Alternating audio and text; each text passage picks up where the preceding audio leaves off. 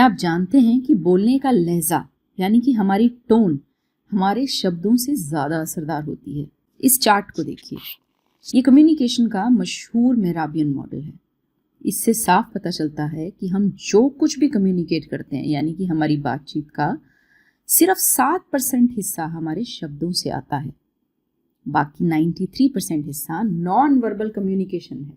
इस 93% कम्युनिकेशन में body language होती है और हमारी टोन होती है, हमारा बोलने का लहजा होता है, तरीका होता है। इसमें टोन का हिस्सा 38% होता है।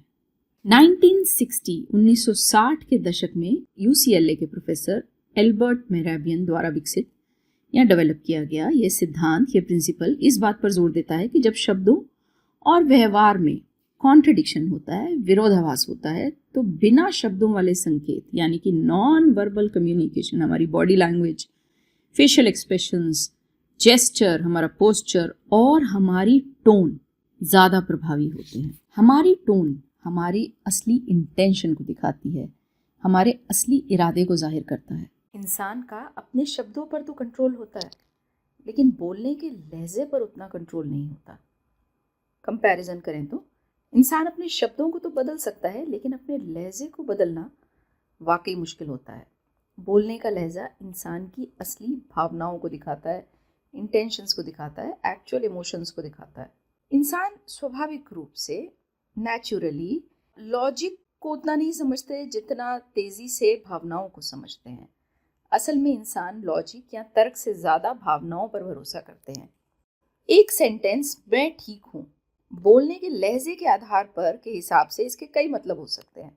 अगर आपकी आवाज़ शांत है, स्थिर है, तो इसका मतलब है हर चीज़ ठीक है, असल में मैं ठीक हूँ। अगर कोई बड़ी शार्प टोन के साथ, है ना, बड़ी इरिटेशन के साथ, बड़े सख्त लहजे में कह रहा है मैंने कहा कि मैं ठीक हूँ, ठीक है, जोर दे के कह रहा है, जोर से कह रहा है, तो इसका मतलब ये है कि पूछना बंद कर दो, मैं चिढ़ा हुआ हूँ।